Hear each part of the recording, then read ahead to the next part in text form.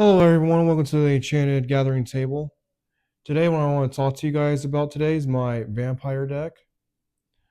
The commander I'm running is Edgar Markov.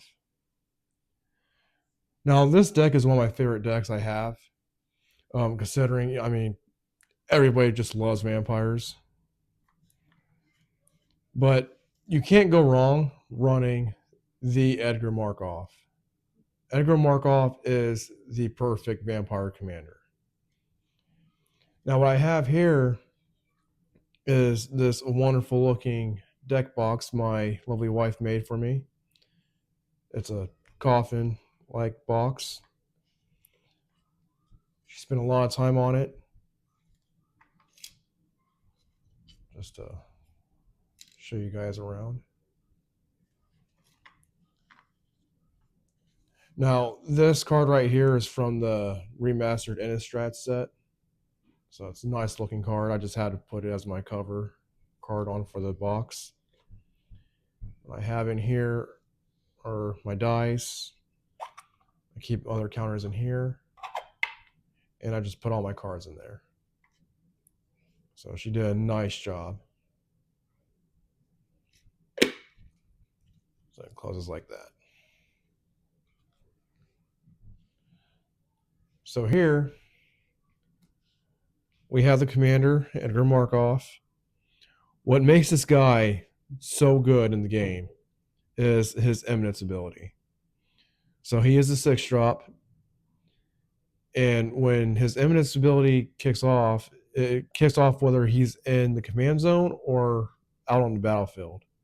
So whenever you cast another vampire spell, if Edgar Markov is in the command zone or on the battlefield, create a 1/1 black vampire creature token. Keep in mind, he's got first strike and haste. So whenever Edgar Markov attacks, put a +1/+1 counter on each vampire you control. And that's basically the goal here. The goal is to bring out as many vampires as you can and buff them up with +1/+1 counters. Starting off with my planeswalkers here. I love Sorin in this deck. Sorin is the planeswalker. Sorin's is one of my favorite planeswalkers in the game, no matter what. One, he just looks cool. Two, he can change the game a lot. So starting with this, Sorin, Lord of Innistrad. His +1 ability is put a 1/1 black vampire creature token with lifelink onto the battlefield. His -2 ability is you get an emblem with creatures you control with +1/+0. Now, his -2 ability is really good because you're already getting an emblem with a creature you control that ends up getting a +1/+0 counter. So that's really good. And his -6 ability is you destroy up to 3 target creatures and/or other planeswalkers. Return each card put into a graveyard this way to the battlefield under your control. And that's really good too because you like to have control. So whenever you destroy up to those creatures, you will end up controlling them if you do it that way. My other planeswalker I have here is Sorin, Imperious Bloodlord. His +1 ability is a target creature you control gains Death Touch and Lifelink until end of turn. If it's a vampire, you put a +1/+1 counter on it. Again, these +1/+1 counters will continue adding up in the game. His other +1 ability is you may sacrifice a vampire. When you do, Sorin Imperious Bloodlord deals 3 damage to any target, and you gain 3 life. Last, his -3 ability is you may put a vampire creature card from your hand onto the battlefield. So there are some vampire creatures in my deck that are pretty pricey to bring out, and his -3 ability ends up good because if I have an expensive vampire creature that's in my hand, I can just automatically bring him out. So that's why he's really good. Last planeswalker I have in here is a Sorin, a Vampire Lord. His +1 ability is put to up to 1. Target creature gets +2/+0 until end of turn. His -2 ability is a Sorin, a Vampire Lord, deals 4 damage to any target, and you gain 4 life. His -8 ability is until end of turn, each vampire you control gains control of target creature. Now keep in mind, it would have to be tapped in order to do that ability. So his +1 ability right now is pretty good because you're getting +2/+0 counter. However, that is up to 1 target creature. So here are my creatures in this deck. I have a total of 35 plus my commander. So if you didn't notice, my deck is pretty creature heavy. So what most of my creatures do in this deck is a good number of lifelink, death touch, and putting on +1/+1 counters. So we have Mr. Bloodletter here. He's a vampire demon. He's got flying, and if an opponent would lose life during your turn, they lose twice that much life instead. So that's basically a double whammy right there.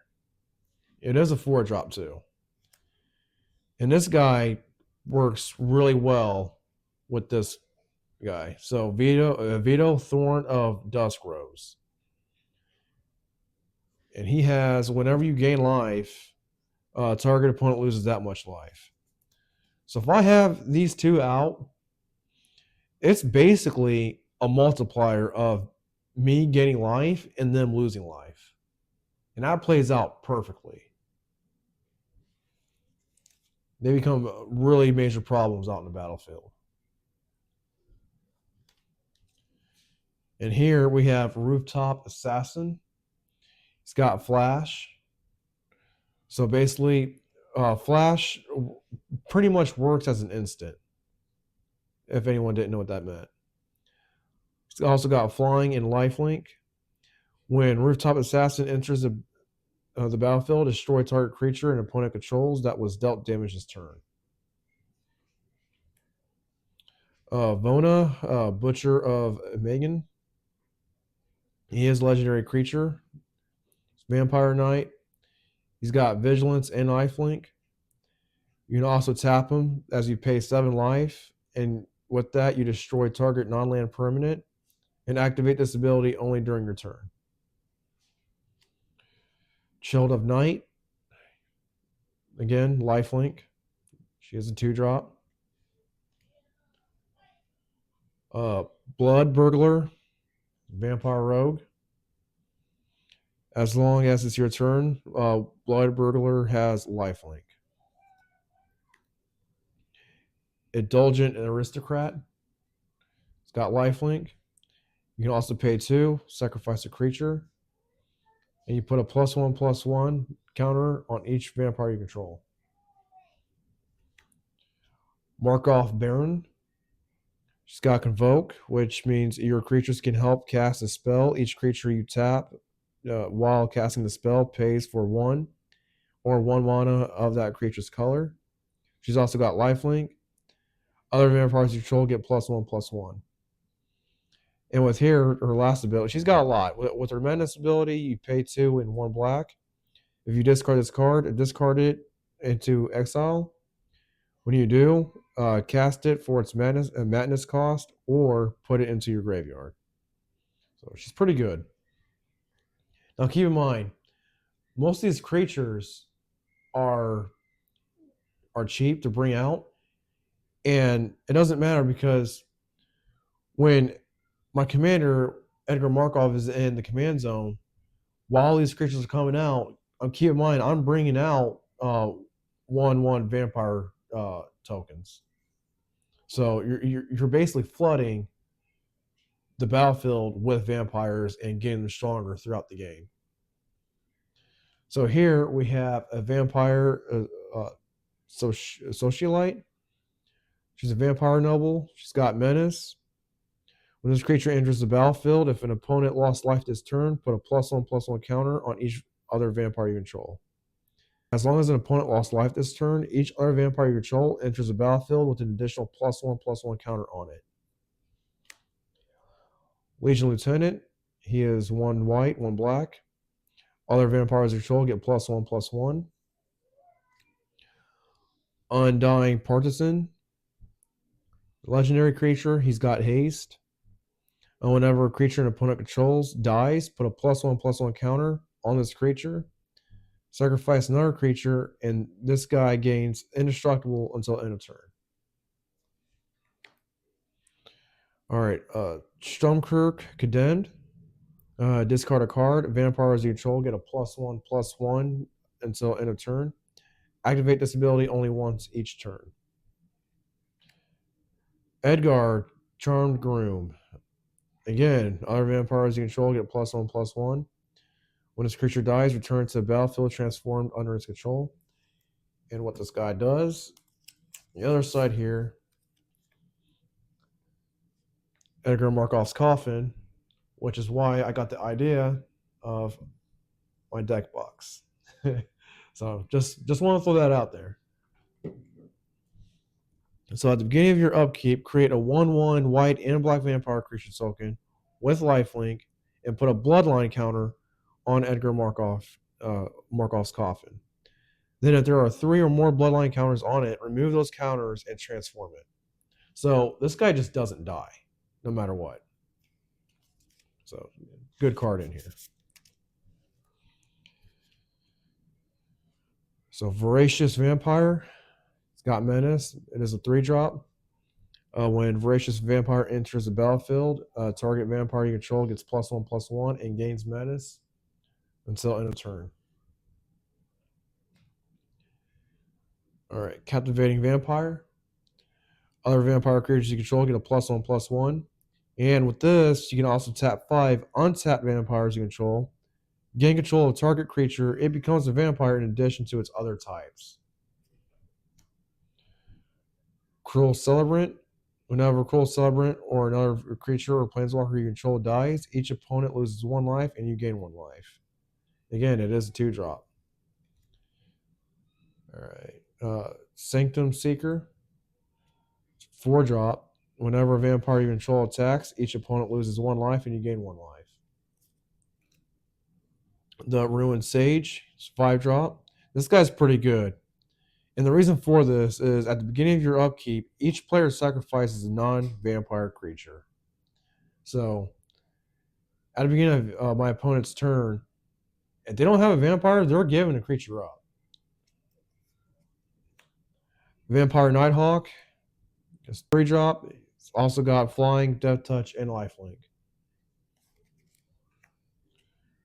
All right, Dusk Apostle. It's also 2 and 1 white. Whenever 1 or more non-token vampires you control attack, create a 1/1 white vampire creature token with lifelink. Olivia Crimson Bride. 6-drop with a 4, 1 black, 1 red. She's got flying and haste. And whenever this creature attacks, return a target creature card from your graveyard to the battlefield tapped and attacking. It also has, when you don't control a legendary vampire, exile this creature. Knight of the Ebon Legend, 1-drop, which is really good. However, you can also pay 2 and 1 black. And this creature gets a +3/+3 and gains death touch until end of turn. At the beginning of your end step, if a player lost 4 or more life this turn, put a +1/+1 counter on this creature. For it to be a 1-drop, that's pretty good. All right, Arvad the Cursed. It's 5-drop with 3, 1 white, 1 black. It's a legendary creature. He's also got death touch and lifelink. And with this guy, other legendary creatures you control get +2/+2, which would be really good for my commander when he comes out. Vampire Nocturnus, 4-drop. You play with the top card of your library revealed. As long as the top card of your library is black, which most of them actually are, and And other vampire creatures you control along with this one get +2/+1 and have flying. Bloodline Keeper, 4-drop, also got flying. You tap this creature, you create a 2/2 black vampire creature token of flying. Or you may pay 1 black mana, transform this creature, activate only if you control 5 or more vampires. Welcoming Vampire, she's 2 and 1 white. She's got flying. Whenever one or more other creatures with power 2 or less enter the battlefield under your control, draw a card. This ability triggers only once each turn. Alright, first of the Blessed. It's a 3-drop for it to be 1 white, 1 black, and 1. He's a vampire cleric. Whenever you attack, target attacking vampire that isn't a demon becomes a demon, in addition to its other types. It has, when this creature dies, draw a card and create a tap 4/3 white and black vampire demon creature token with flying. Queen's Bay Paladin. He's a 5-drop for it to be 3 and 2 black. He's a vampire knight. Whenever Queen's Bay Paladin enters the battlefield or attacks, return up to 1 target vampire card from your graveyard to the battlefield with a finality counter on it. You lose life equal to its mana value. Champion of the Dusk, 5-drop. When Champion of the Dusk enters the battlefield, you draw X cards and you lose X life, where X is the number of vampires you control. So I like to have that card advantage with this guy. Vampire of the Dire Moon. She's only a 1-drop. She's also got Death Touch and Lifelink. Cruel Sky Marcher. It's 5-drop. He's also got flying. Whenever a player sacrifices a permanent, put a +1/+1 counter on this creature and you gain 1 life. Now this guy would really team up really well with, where is he at? With the Ruined Sage. Because at the beginning of the player's upkeep, keep in mind they're sacrificing a non-vampire creature. And whenever a player sacrifices a permanent, we're putting a +1/+1 counter on this guy and already getting life. So he's pretty good with that. These two make a really good team.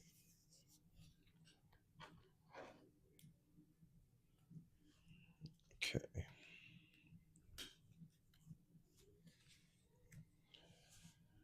Markov Crusader. It's a 5-drop. It's a vampire knight. He's got lifelink, and he also has haste as long as you control a vampire. Drona, the Last Blood Chief. He's a 5-drop. She's got flying. Whenever Drona, the Last Blood Chief attacks, defending player chooses a non-legendary creature card in your graveyard. You return that card to the battlefield with a +1/+1 counter on it.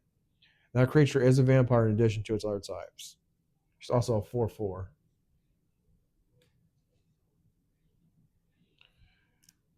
Again, Drona, Liberator of Mulliker. She's a 3-drop. She's got flying, and for a strike, whenever this creature deals combat damage to a player, put a +1/+1 counter on each attacking creature you control. Last but not least, Martyr of Dusk. It's 2-drop with 1 and 1 white. When this creature dies, create a 1/1 white vampire creature token with lifelink. Here are my enchantments. I only have 4 of them. Starting with a Gift of Fangs. So 1-drop, or it to be 1 black. As you enchant a creature, it gets +2/+2 as long as it's a vampire. Otherwise, it gets -2, -2.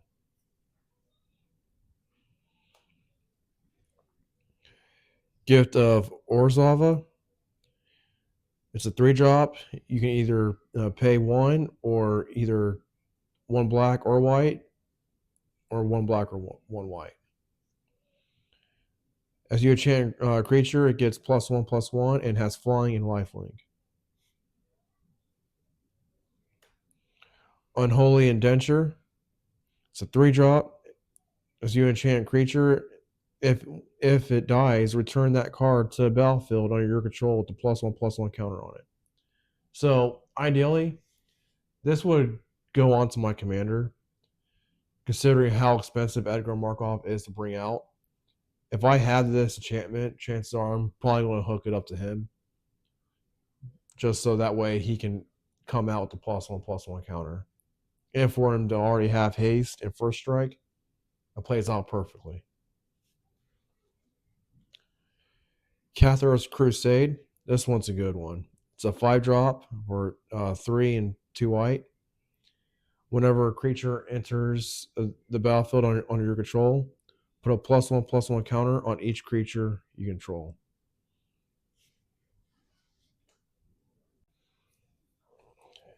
Here are my sorceries. I have 5 of them. Feast of Blood. It's a 2-drop. You cast this spell only if you control 2 or more vampires. Destroy target creature, and you gain 4 life. Cleansing Nova. It's a 5-drop. You can choose one, either destroy all creatures or destroy all artifacts and enchantments. It's a good board wipe. Edgar's Awakening. It's a 5-drop. Return target creature card from your graveyard to the battlefield. When you discard this card, you may pay 1 black. When you do, return target creature card from your graveyard to your hand. Sign in Blood. It's a 2-drop for it to be 2 black. Target player draws 2 cards and you lose 2 life.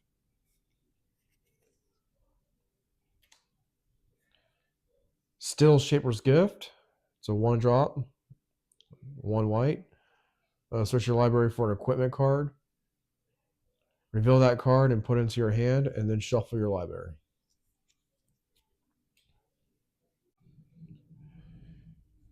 I have 6 instants. Adamant Will. It's a 2-drop. Target creature gets +2/+2 and gains indestructible until end of turn. Moment of Triumph. It's a 1-drop. Target creature gets +2/+2 until end of turn, and you gain 2 life. Mortify. It's a 3-drop. It's a 1 plus 1 white and 1 black. A destroy target creature or enchantment. Vampiric Fury. It's a 2-drop. 1 regular and 1 red.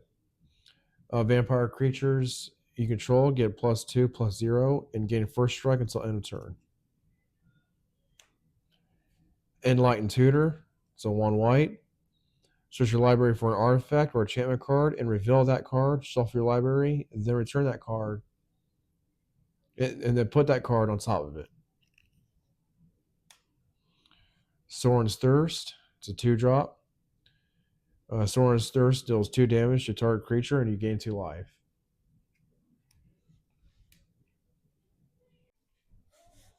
All right, here are my artifacts. I got several of them, most of them being equipment. Starting out, Stoneforge Masterwork. This one's a good one in here. As you equip creature, it gets a +1/+1 for each other creature you control that shares a creature type with it, and it costs 2 to equip. Quicksilver Amulet. It's a 4. And you also got to pay 4 to cast it. And as you tap this artifact, you may put a creature card from your hand onto the battlefield. Pillar of Origins. It's a 2-drop. As it enters the battlefield, choose a creature type. And you tap it to add 1 mana of any color. Spend this mana only to cast a creature spell of the chosen type. Icon of Ancestry. It's a 3-drop. As it enters the battlefield, choose a creature type. Creatures you control of the chosen type, now you get a +1/+1. Or you can also pay 3 and tap it, or look at the top 3 cards of your library. You may reveal a creature card of the chosen type from among them and put it into your hand. Put the rest on the bottom of your library in a random order. Of course, Soul Ring. Geode Golem. This one's a good one to have, considering it is a 5-drop. Whenever Geode Golem deals combat damage to a player, you may cast your commander from the command zone without paying its mana cost. Keep in mind, however, you still pay any additional cost. So, say if my commander, Edgar Markov, ends up being destroyed, it would be a 2 additional mana to bring out. So I still have to pay the additional 2 to bring him out, if that were to happen. Whip of Erebos. It's a 4-drop. Creatures you control have lifelink. Or you may pay 2 and 2 black and tap it. You may return target creature card from your graveyard to the battlefield. It also gains haste. Exile it at the beginning of the next end step. If it would leave the battlefield, exile it instead of putting it anywhere else. Activate this ability only anytime you can cast a sorcery. Arcane Signet. It's 2-drop. Add 1 mana of any color in your commander's color identity. Black Blade Reforged. This is one of my favorite artifacts in my deck. It's a 2-drop. Equipped creature gets +1/+1 for each land you control. Equip legendary creature 3, or you may equip it to a regular creature for 7. So this is good because if I were to already have this out, if I were to bring my commander out, Edgar Markov, considering the fact that he has haste, if I could just pay 3 more to equip him with this, the amount of land I have, he's adding on that damage. So that's really good. And last but not least, a Vanquisher's Banner. As it enters the battlefield, choose a creature type. Creatures you control of the chosen type get +1/+1. Whenever you cast a creature spell of the chosen type, draw a card.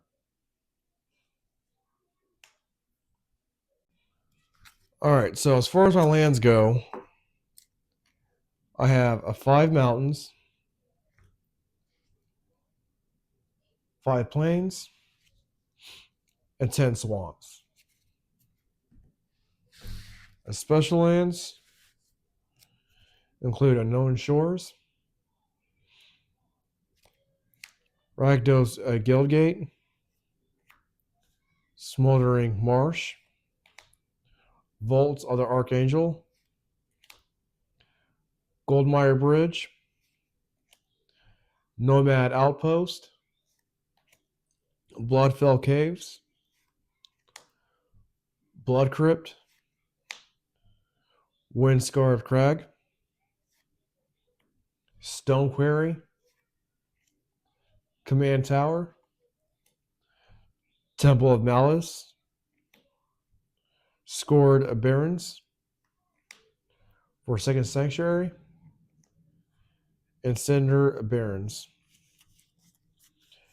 And guys, that includes my vampire deck. Now, this guy, if you're running a vampires deck, just consider him to be the best commander there is for vampires. Again, I'm biased, so I've always liked Edgar Markov. Now, keep in mind, I've only been involved with this game for going on about a year now. And vampires and angels were like one of the first decks I've created. And there's a lot of vampire cards out there. But if you're considering on making a vampires deck, this is the guy. This is the commander. The price of this original print has dropped, considering that there has been a reprint in the Innistrad series that had came out. So he is more easily accessible now. So, but with the Vampire deck, you just cannot go wrong with Edgar Markov. So, thank you guys for watching. If you have any questions, comment down below. And thanks for watching. Thanks. Bye.